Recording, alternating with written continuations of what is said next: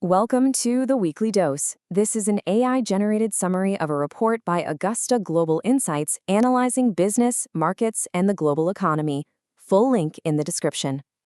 All right, so here's what we're going to cover today. We'll start with the Fed's really strange signals. Then we'll decode what everyone's calling QE 2.0. After that, we'll dive into government stimulus and the housing market, figure out who the real winners are in all this, and then wrap it all up with your key takeaways for 2026.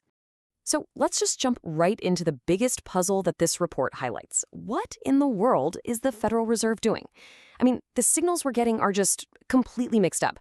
The economy itself looks pretty weak, but it seems like the Fed is just flooring the accelerator. It really doesn't add up, so we need to figure out what's going on. And this right here just lays it all out so clearly. Look at the left side. You've got weak GDP growth and inflation that just won't go away. But then on the right, what's the Fed doing? Cutting interest rates and pumping cash into the system. You know, normally, those two sides of the screen should not be happening at the same time. And that brings us to the most crucial point the report makes. Don't look at these moves and think, oh, the Fed is confident about the economy. It's actually the total opposite. What they're doing now is a reaction to the stress that's already baked into the system.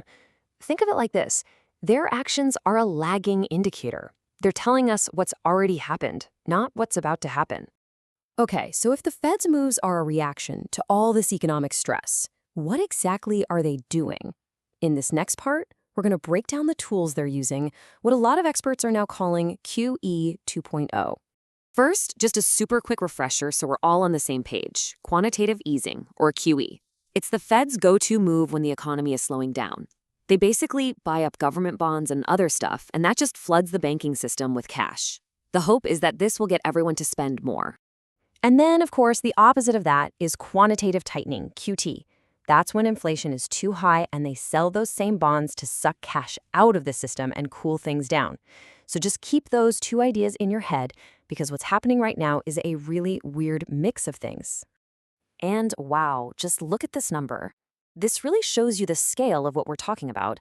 The Fed recently pushed $74.6 billion into the economy in one night.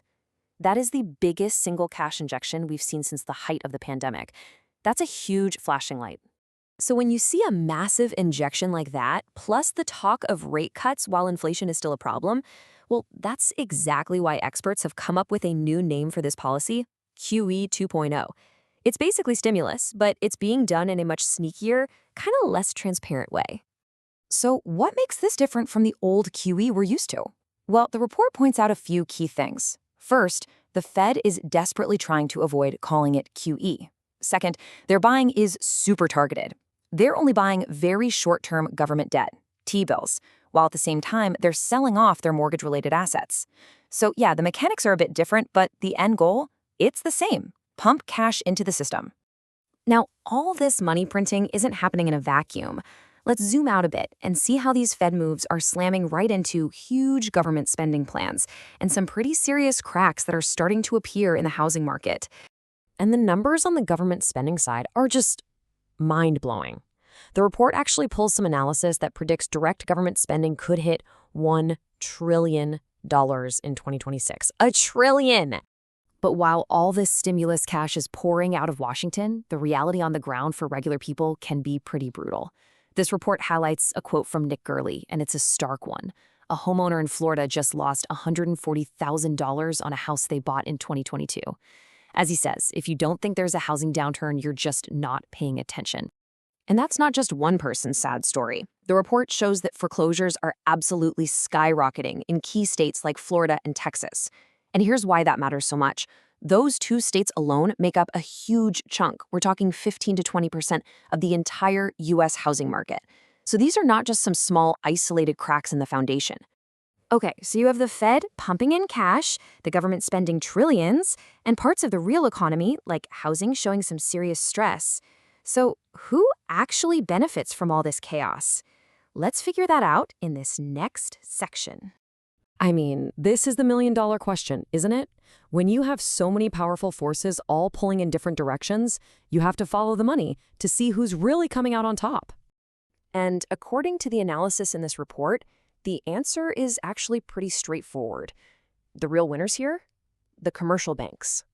So why them? Well, they're basically in the perfect spot to cash in.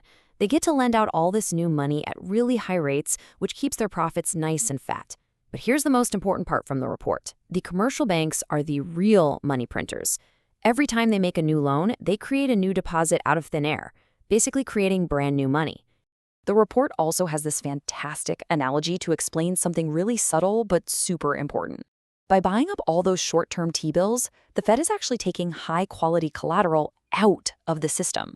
It's like, as the report says, giving lenders more cash, but taking away all the houses securing their loans. It makes the whole system riskier, because good collateral is suddenly really scarce. And when that good, safe collateral disappears, what happens?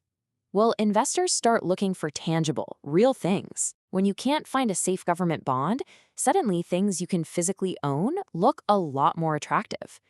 The report specifically calls out commodities like coal and copper, precious metals like gold and silver, Bitcoin, and even certain types of real estate.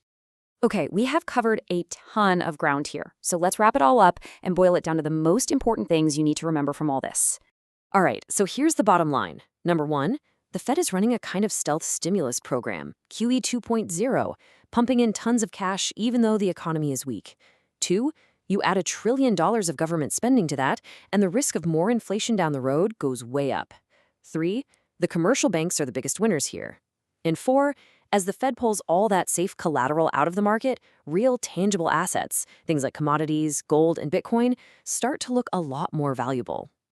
And the report ends with a great piece of advice. There are no certainties, only probabilities.